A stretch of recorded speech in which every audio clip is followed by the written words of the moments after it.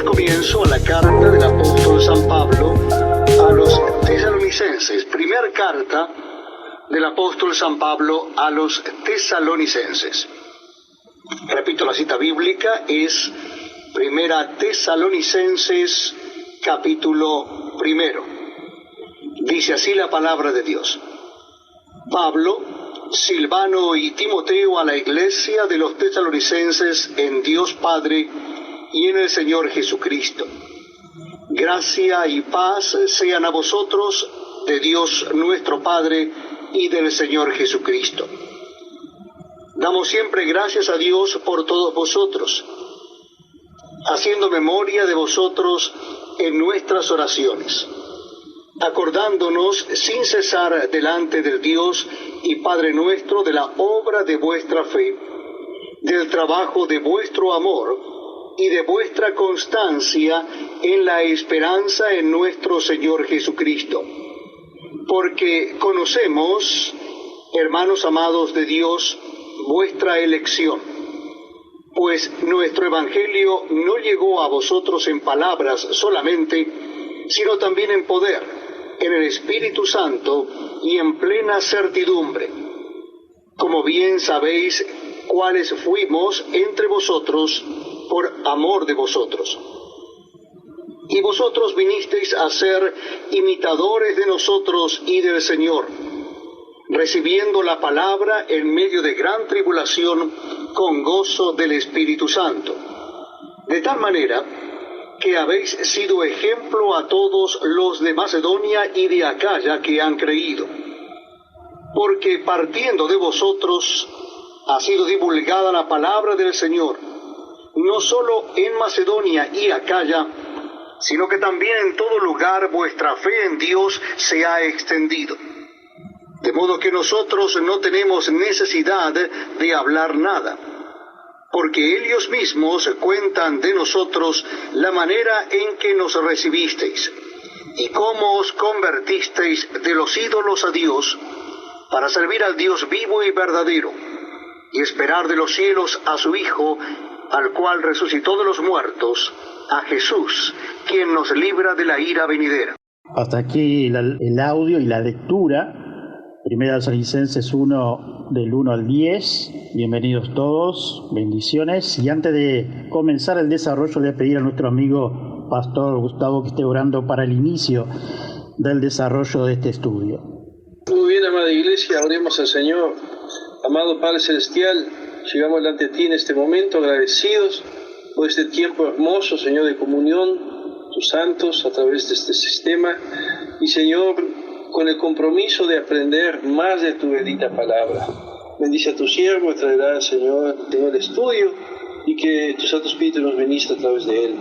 Todo esto te lo pedimos para la honra y gloria de nuestro Señor Jesucristo. Amén. Amén. Muchas gracias. Ahora, estudios bíblicos con el pastor Daniel Batista. Veamos una introducción antes de comenzar con el desarrollo. Tesalónica era una capital de uno de los 4 distritos de Macedonia y sede del gobernante romano. También era una estación central sobre una gran vía en el Imperio Romano. Y además estaba a la cabeza de un puerto excelente. Todo esto aumentaba su comercio y riqueza y atraía hacia ella una población mezclada de griegos, romanos, judíos. Su posición geográfica y su importancia marítima era considerada muy apropiada para hacer de ella uno de los puntos de partida del Evangelio, distribuir las buenas nuevas de Cristo. El Evangelio fue predicado allí primeramente por Pablo y Silas, poco después de haber ellos sido sacados de la cárcel en Filipos, como hecho de esto hemos ya tratado en el Hechos 17:1 al 9, y expulsado de esa ciudad por violencia de los judíos. Pablo dejó la recién plantada iglesia en condiciones difíciles. A esta iglesia le mandó 2 cartas escritas en Corintio durante su segundo viaje misionero. Primera Tesalonicenses es la primera epístola de las que tenemos de Pablo a una iglesia, esta es básicamente una carta afectuosa que anima a los creyentes a seguir y abundar en la fe y vida cristiana. De la carta inferior, que la iglesia se combina principalmente de gentiles, allí en el capítulo 1 y 9 que vamos a ver en este desarrollo, reunidos en ella después de las 3 semanas en que Pablo trabajó especialmente entre los judíos. En la primera parte de esta carta, desde el capítulo 1 al 3, Pablo expresa el apóstol su gratitud y gozo por la manera como había recibido el Evangelio los tesalonicenses. Según un informe de Timoteo que Pablo recibió, ellos habían demostrado fidelidad y constancia en medio de persecuciones y aflicciones. Pablo se gozó en esto y declara el afecto, interés que siente por el bienestar de ellos. El resto de la carta está dedicada a consejos prácticos en cuanto a la vida cristiana, siempre un peligro para los recién convertidos, gentiles. Era y todavía hoy en día para los recién convertidos es el asunto de la moralidad personal. Llevar una vida santa y sobria no era una cosa fácil en una sociedad donde abundaba todo tipo de pecado, de igual forma hoy. Pero de los que Pablo dice en el primer capítulo, es obvio que la mayoría de los cristianos en Tesalónica, por el poder del Espíritu Santo, habían vencido la presión de ser como sus ciudadanos en este aspecto. Sin embargo, Pablo, el apóstol, les repite lo que sin duda ya les había dicho cuando fundaba la iglesia, allí en el capítulo 4, 1 al 8. Un asunto que no es menor de Tesalónica era el futuro y especificaba la preocupación por los que habían muerto. No dudaban que el Señor vendrá, pero ¿qué pasaría con los que habían muerto antes de que Cristo viniera?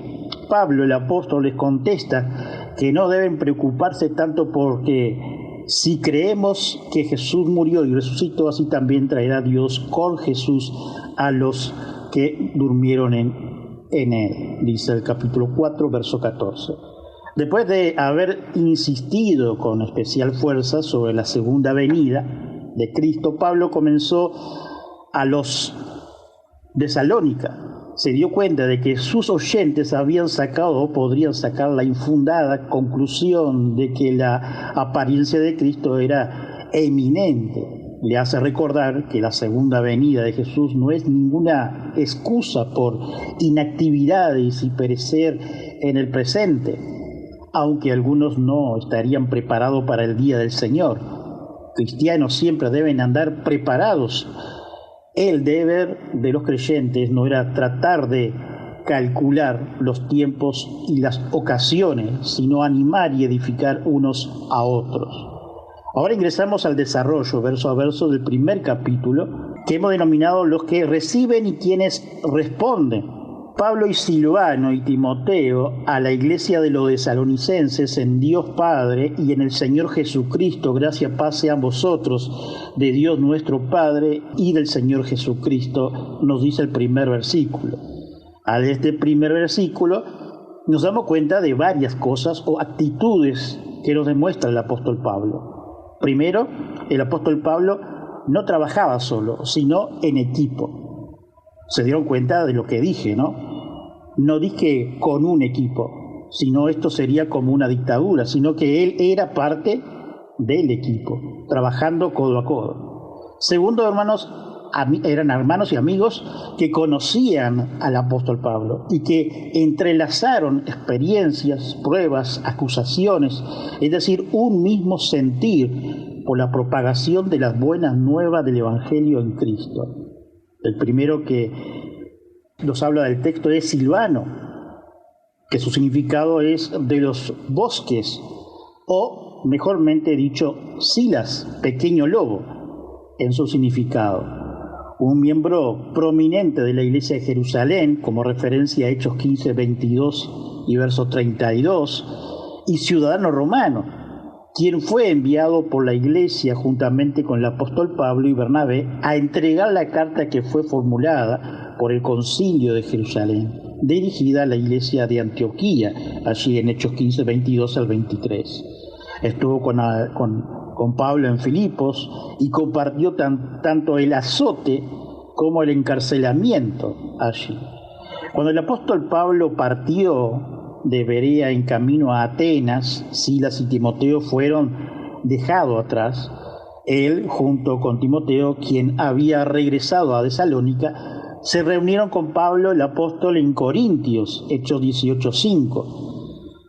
En el Nuevo Testamento lo llaman Silvano 4 veces, y hay muchas referencias referentes a esto según el Diccionario Bíblico Mundo Hispano. Luego aparece Timoteo, que se interpreta desde el punto de vista temeroso de Dios, hijo espiritual del apóstol Pablo. Más tarde, compañero de viaje del apóstol y su presente oficio, su carácter era una mezcla de amabilidad y fidelidad, a pesar de una timidez natural. Uno debe leer Filipenses 2, 19, 22 para saber cuán elevado estima el apóstol Pablo que tenía hacia su joven amigo.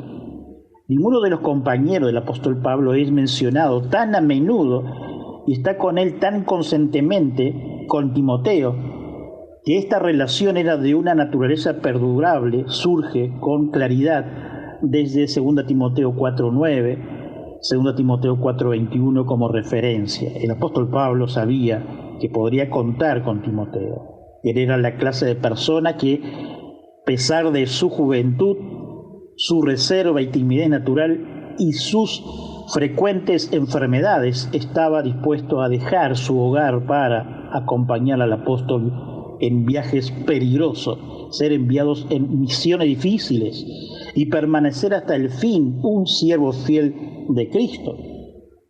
En la mente popular no está siempre clara la distinción entre Timoteo y Tito.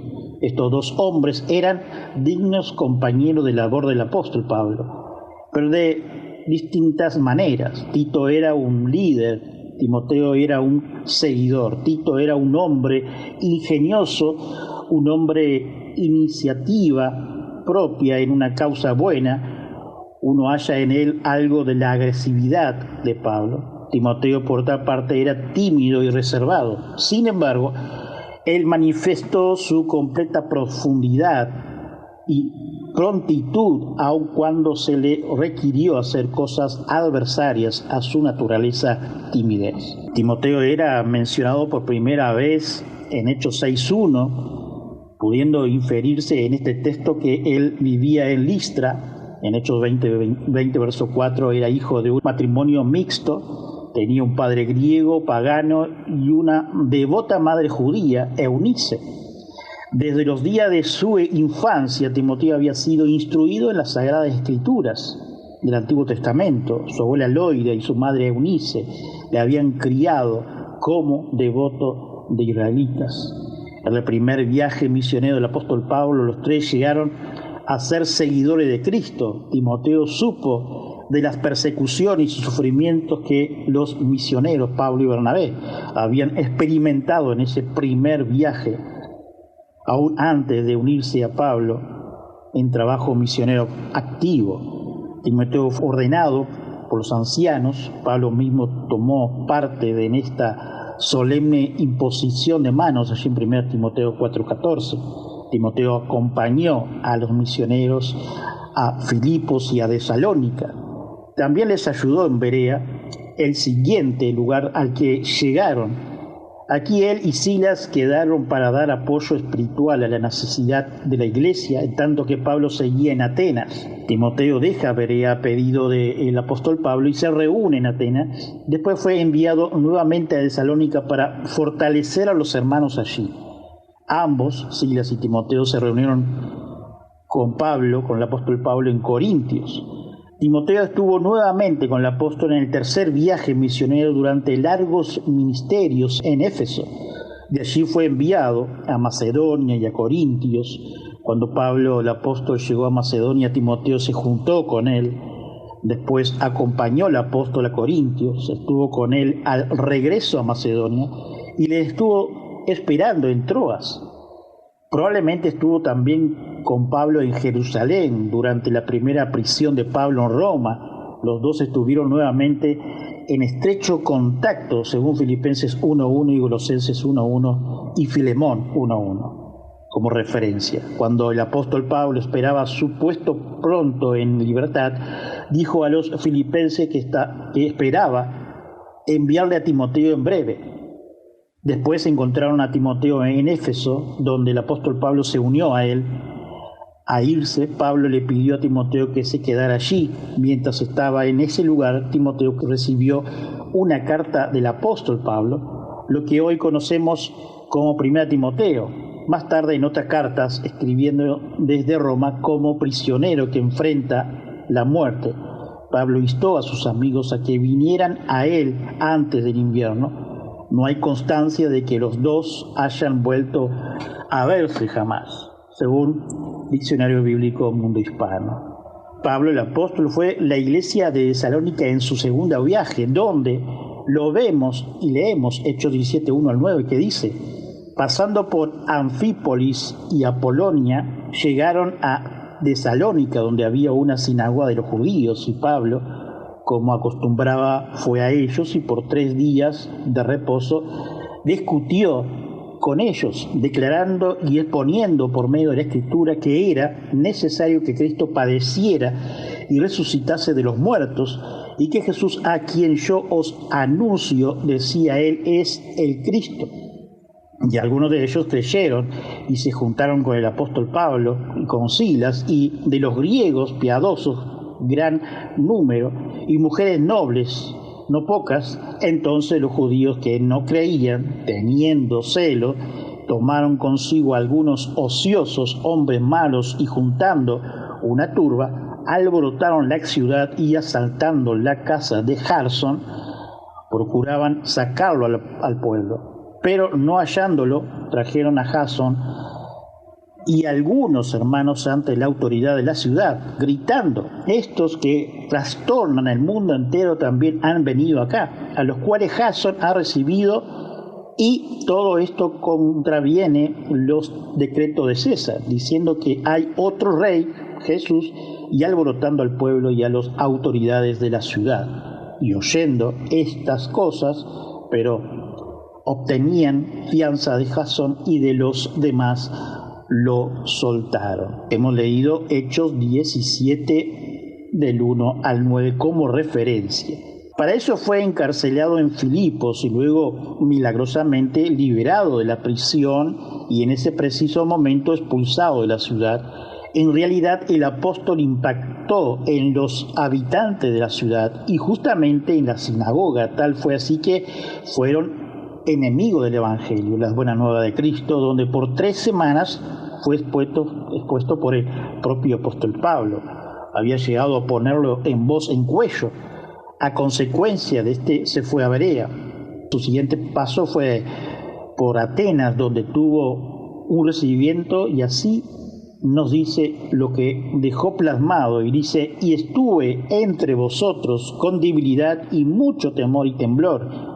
Dice 1 Corintios 2:3. Sabía que no debía dejar a sus jóvenes sociedades con nada más que el vago recuerdo de una predicación piadosa. La organización local era hasta ahora primitiva, pero evidentemente era suficiente para mantener y llevar a cabo los negocios de la iglesia. Cuando se quitó la mano de guía del misionero, nos dice Moffat en su comentario. Es importante notar que las primeras palabras de 1 Tesalonicenses están en la forma habitual al comienzo de una carta de este período. Lo que sigue no es un tratado teológico, sino una verdadera carta que surge de la situación en la que se encuentra el apóstol Pablo y sus amigos, dice Morris. Pablo, el apóstol, envía esta carta a la iglesia de Tesalónica, que está en Dios Padre y el Señor Jesucristo, dice Berkeley en su comentario. Dios era la misma atmósfera en que vivía y se movía y tenía su existencia la iglesia, de la misma manera que el aire está en nosotros y nosotros en él, y no podemos vivir sin el aire. La verdadera iglesia está en Dios y Dios en ella, y no hay posibilidad de verdadera vida para la iglesia aparte de Dios. Además, el Dios en quien vive la iglesia es Dios y Padre de nuestro Señor Jesucristo, y por tanto la iglesia no tiritea en el temor gélido de un Dios que fuera un tirano, sino se regocija al temor de un Dios que es amor. En este capítulo introductorio que vemos con el apóstol Pablo, en su talento más simpático, dentro de poco va a administrar advertencias y reprensiones, pero empieza con una alabanza sin reserva, dice Berkeley en su comentario. Hasta cuando tenía que reprender, no lo hacía para desanimar, sino para elevar. En cada persona hay algo digno, y a menudo la mejor manera de conseguir que se despoje de las cosas más bajas es alabar su cualidad más elevada. La mejor manera de erradicar su falta es alabar su virtud, para que se fortalezca más y todo reaccione mejor a la palabra de aliento, a los de representación de la obra divina de Dios. La falta del estímulo, Pablo, el apóstol, como buen psicólogo y con verdadero tacto cristiano, empieza reconociendo los méritos aun cuando tenga que pasar a representar. En el versículo 3, Pablo reúne 3 grandes ingredientes de la vida cristiana. Hay una labor inspirada por la fe, como primer lugar. Nada nos dice tanto acerca de una persona como su manera de trabajar.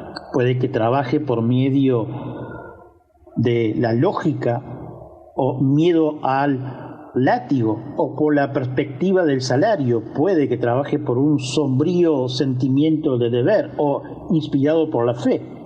Su fe le dice que esa es la tarea que Dios le ha encomendado y que está llevando a cabo por fidelidad a Dios, nos dice Berkeley.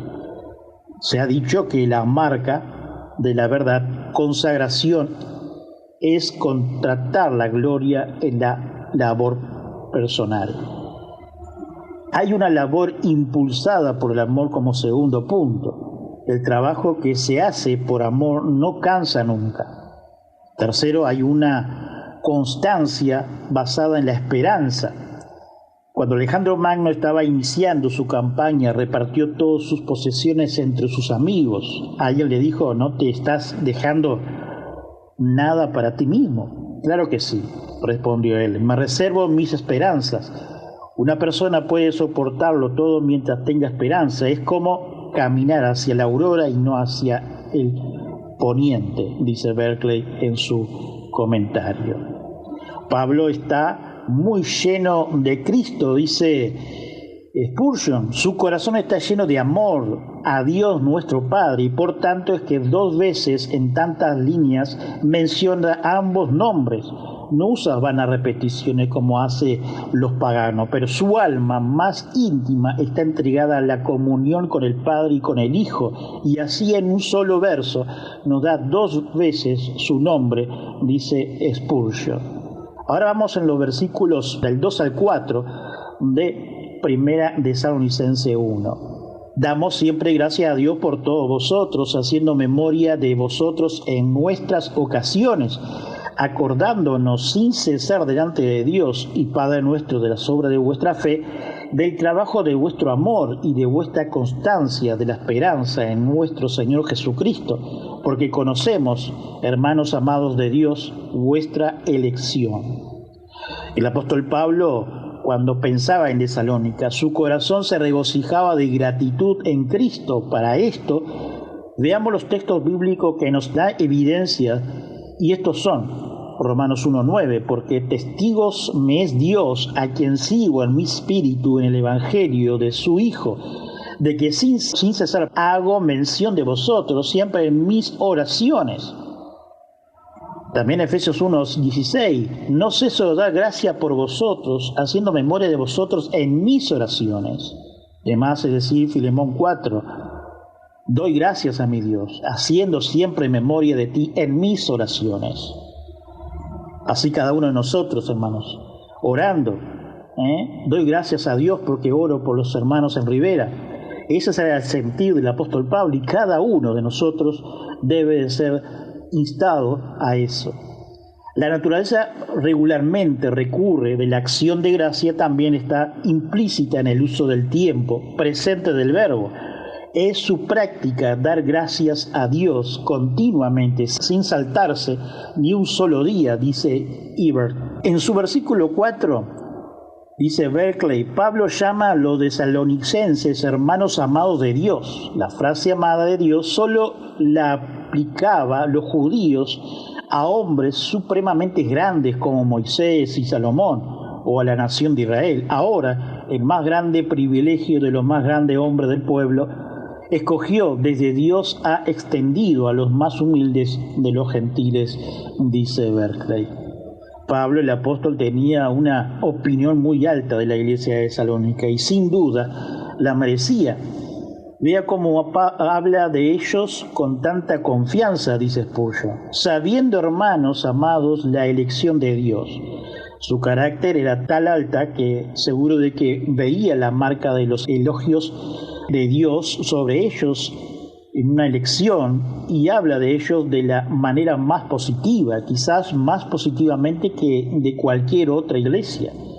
Bueno, hubo 3 grandes carteles. Estaba la obra de la fe, la labor del amor y la paciencia de la esperanza, y donde vemos 3 obras del Espíritu, podemos estar completamente persuadidos de que el amor de elección estaba ahí, dice Spurgeon. Ahora veamos el versículo 5 de 1 Tesalonicenses 1. Pues nuestro evangelio no llegó a vosotros en palabras solamente, sino también en poder, en el Espíritu Santo y en plena certidumbre, como bien sabéis cuáles fuimos entre vosotros por amor de vosotros. Cuando escuchamos predicadores en la actualidad que no son bíblicos ni reformados y menos cristocéntricos, donde desborda de informaciones que no tienen nada que ver con Cristo y la Escritura, sacando esto negativo que vemos y oímos, la buena nueva de Cristo es más que lo que escuchamos fuera de contexto. Esto no quiere decir que el apóstol Pablo, el mensaje de las buenas nuevas del Evangelio de Cristo, tiene poder. Exacto, eso mismo, tiene poder. Y no es ese poder místico que escuchamos. Va más allá de lo que se ve. Así nos dice lo que nos dejó plasmado el apóstol Pablo. No mirando nosotros las cosas que se ven, sino lo que no se ven, pues las cosas que se ven son temporales, pero las que no se ven son eternas, dice 2 Corintios 4:18. Porque no me avergüenzo del Evangelio, porque es poder de Dios para salvación todo aquel que cree, al judío primeramente y también al griego, porque en el Evangelio la justicia de Dios se revela por la fe y para fe, como está escrito, más el justo por la fe vivirá, dice Romanos 1, versos 16 y 17. Juan Calvino nos deja este comentario de los textos anteriormente mencionados, juntamente con los versículos de Tesalónica. Algunos interpretan la palabra poder en el sentido de milagros. Extiende la palabra para aplicar al poder espiritual de la doctrina, en la voz viva de Dios, inseparable de su efecto, en comparación con la elocuencia vacía y sin vida de los hombres, dice Juan Calvino. El apóstol Pablo nunca tuvo un momento más feliz predicando, al parecer, que cuando predicó a estos tesalonicenses. Sintió que un poder se descansaba sobre él, habló el Evangelio con gran positividad y seguridad, y en consecuencia la gente lo recibió con poder, y la seguridad del oyente hizo la seguridad del orador. Es una gran misericordia cuando es así, nos dice Spurgeon. Y en el Espíritu Santo una persona vivía, nos dice Guzzi en su comentario, que obra en y desde el corazón de cada persona para conservar e instruir. Cuando el predicador da la palabra, en este caso las buenas nuevas de Cristo es palabra únicamente y el Espíritu Santo obra a través de ella y haciendo una obra espiritual que usted y quien le habla no lo sabemos cómo actúa. Así como nos dice el siguiente texto: amado, yo deseo que tú seas prosperado en todas las cosas y que tengas salud, así como prospera tu alma. Tercera de Juan 2. Veamos ahora el versículo 6. Y vosotros vinisteis a ser imitadores de nosotros y del Señor, recibiendo la palabra en medio de gran tribulación, con gozo del Espíritu Santo. Querido amigo, dice Spurgeon, leemos de uno que fue más honorable que sus hermanos, porque su madre le dio a luz con dolor, y así cuando la fe nace en el corazón en medio de la aflicción, es una fe muy preciosa. Ciertamente es fe, habiendo recibido la palabra en muchas tribulaciones con gozo. Me parece, dice Spurgeon, ver ese gozo de ellos flotando, como el arca de Noé, sobre la inundación de su aflicción. Parece una contradicción que podamos estar afligidos y, sin embargo, estar llenos de alegría, de gozo. Pero muchos creyentes le dirán que no hay contradicciones en ello. Él sabe lo que es estar triste y, sin embargo, estar siempre regocijados, dice Spurgeon en su comentario. Veamos ahora los últimos textos,